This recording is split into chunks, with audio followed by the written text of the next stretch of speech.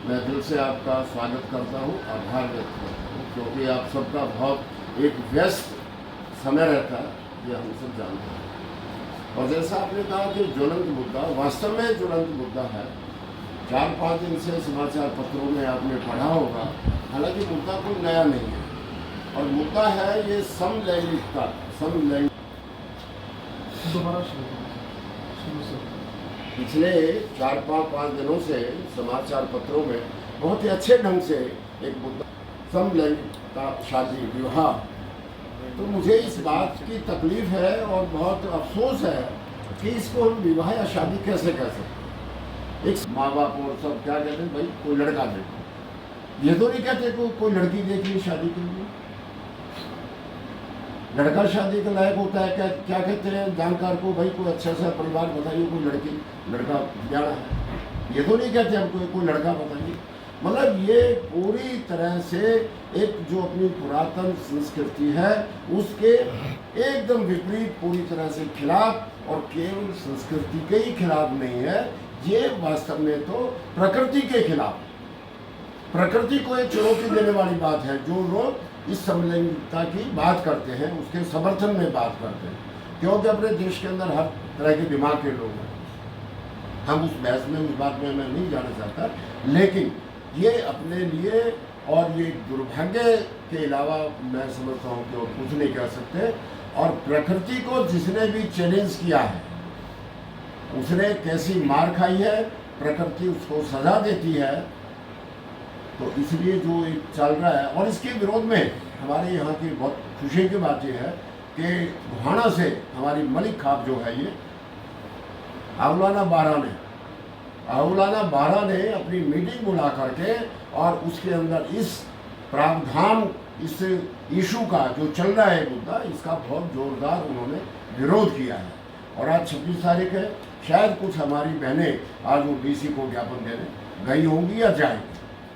तो मैं बधाई देना चाहता हूँ आउलाना 12 को, और धन्यवाद भी करना चाहता हूँ कि उन्होंने इस एक घटिया कदम के लिए और पूरा विरोध किया है अपनी एक खाप की तरफ से। तो मेरा निवेदन है, जितनी भी सामाजिक और धार्मिक संस्थाएं हैं, मैं देश की बात नहीं करता, अपन घुहाना में रहते हैं, ज़्यादा से ज़्यादा ये समाचार जहाँ भी जाएगा, सोनीपत जिले में जाएगा, हरियाणा में जाएगा, तो आप लोगों के माध्यम से मेरा निवेदन है सभी सामाजिक और धार्मिक संस्थाओं से कि इस एक कदम को, इस बात को लेकर के जोरदार विरोध वो करे और विरोध करना चाहिए। नहीं तो हमारी सृष्टि का क्या होगा, उत्पत्ति जो हम बात करते हैं उसका क्या होगा।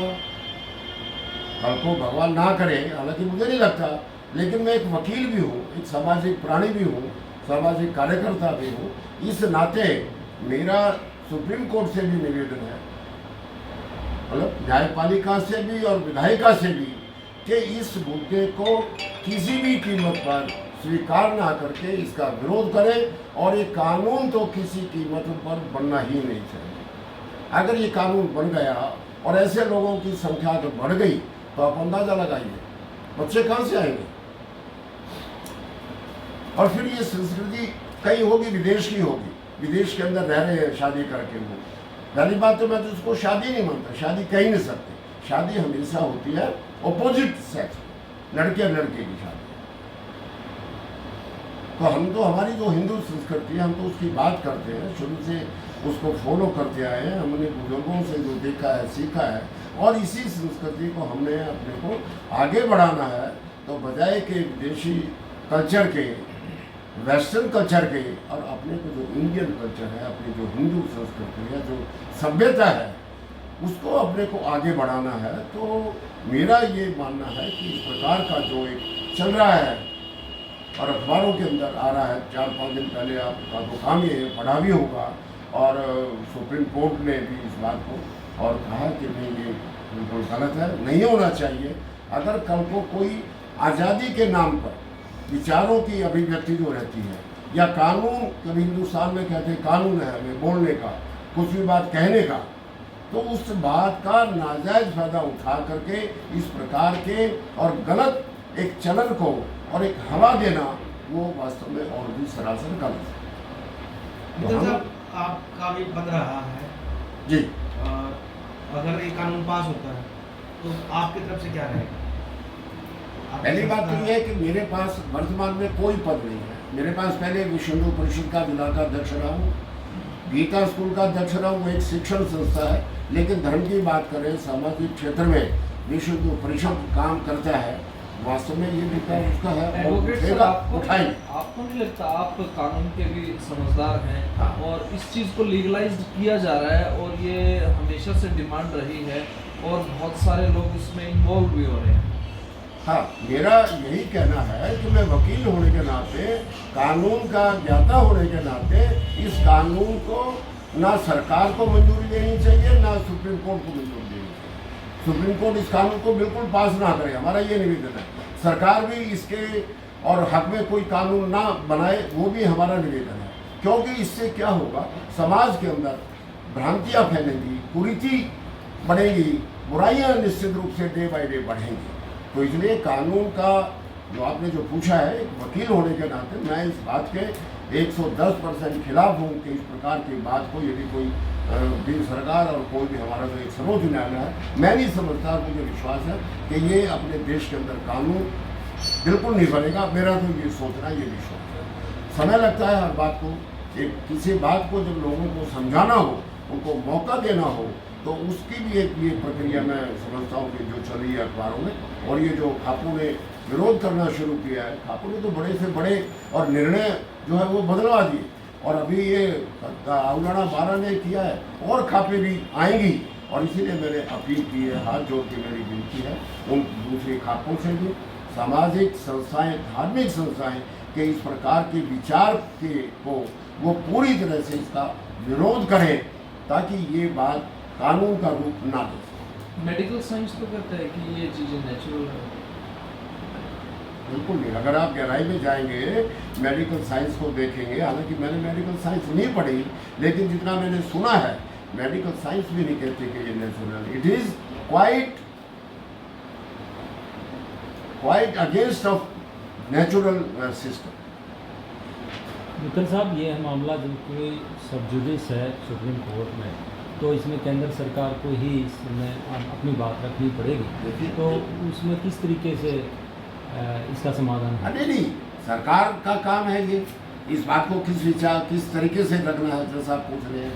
लेकिन मेरा अनुरोध और मेरा सुझाव सरकार से भी यही है और सुप्रीम कोर्ट से भी यही है कि हम अपने तो भविष्य को ध्यान में रखते हुए समाज को अनेकों बुराइयों से बचाने के लिए और अपनी संस्कृति को ध्यान में रखते हुए हम अपनी पुरानी परंपरा को, पुराने सिस्टम को ही और अडॉप्ट करें, उसी को अपनाएं, न कि एक वेस्टर्न कल्चर की तरफ, जो एक नेचुरल भगवान ने जो बनाया है, भगवान ने जो बनाया उसको हम कैसे उससे परे भाग सकते हैं। जी, पश्चिमी देशों में इस तरह की संस्कृति देखने को मिलती लेकिन वहाँ रिजल्ट है, क्या लेकिन उसका? हमारे देश में ये संस्कृति को लाने का प्रयास किया जा रहा हाँ, है। जो कि गलत है। तो उसके पीछे आपको क्या, किन शक्तियों का हाथ लगता है? देखिए, निश्चित रूप से बहुत ही दुर्भाग्यपूर्ण है। और जहाँ तक शक्तियों की बात है, वास्तव में तो जो हिंदुस्तान को कमज़ोर करना चाहते हैं, जो शक्तियाँ हिंदुस्तान को कमज़ोर करना चाहते हैं, हिंदुस्तान की संस्कृति को कमज़ोर करना चाहते हैं, इसके पीछे मेरा अपना ये मानना है कि उन लोगों का हाथ है। क्योंकि जो हिंदुस्तान की जो संस्कृति है, मैंने जैसे कहा कि सनातन, इनमें जब से ये सृष्टि पैदा हुई है, बनी है, तब से लेकर के अब तक शादियाँ किसकी होती हैं? जी, हम जितने बैठे हैं सबके घरों में बहन है, बेटा है, सब है, भाई है, सबकी शादियाँ होती हैं और होती रहेंगी और होनी चाहिए। तो वे जो इस प्रकार का एक होना जो और प्रचार, एक सुनियोजित प्रचार है वास्तव में से केंद्र में, हालांकि मैं कोई भारतीय जनता पार्टी का सदस्य नहीं, कार्यकर्ता नहीं, कोई मतलब नहीं, जैसा मैंने शुरू में निवेदन किया कि मैं तो एक सामाजिक प्राणी होने के नाते, वकील होने के नाते मुझे उम्मीद भी है और निवेदन भी है कि केंद्र सरकार इस कानून को कतई पास नहीं होने देगी, ना ये कानून ऐसा पास होना चाहिए, नहीं बनना। सामाजिक संस्थानों और आम आदमी का इसमें क्या रोल देखते हैं कि वो इस मामले में क्या हस्तक्षेप कर सकते हैं? सामाजिक संस्थाओं का, धार्मिक संस्थाओं का या एक बुद्धिजीवी का, कोई भी आम आदमी आ गया बुद्धिजीवी हो गया, उसका यही रोल है कि वो इस कदम को के खिलाफ उठेगा, चर्चा करेगा, जन सामान्य तक अपनी बात को पहुंचाएंगे जगह जगह से, तो निश्चित रूप से ये मुद्दा जो लोग दूसरे किस्म के उठा रहे हैं वो ढीला पड़ता जाएगा और इस बात का असर केंद्र सरकार पर भी पड़ेगा। और हमारी जो सुप्रीम कोर्ट है वहाँ भी आखिर कौन बैठे हुए है, तो इंसान जज है, नो डाउट, उनके हाथ में ताकत है, सुप्रीम कोर्ट का निर्णय सभी को सर्वमान्य होता है, इसमें भी कोई दो राय नहीं, उसको हम चैलेंज ना कर रहे, ना कोई कर सकता, ना करना चाहिए, लेकिन वो भी इंसान है। तो इसलिए इंसान होने के नाते अपने को इस बात के ऊपर बहुत बारीकी से विस्तार से विचार करना होगा यदि हमने अपने देश की संस्कृति को बचाना है।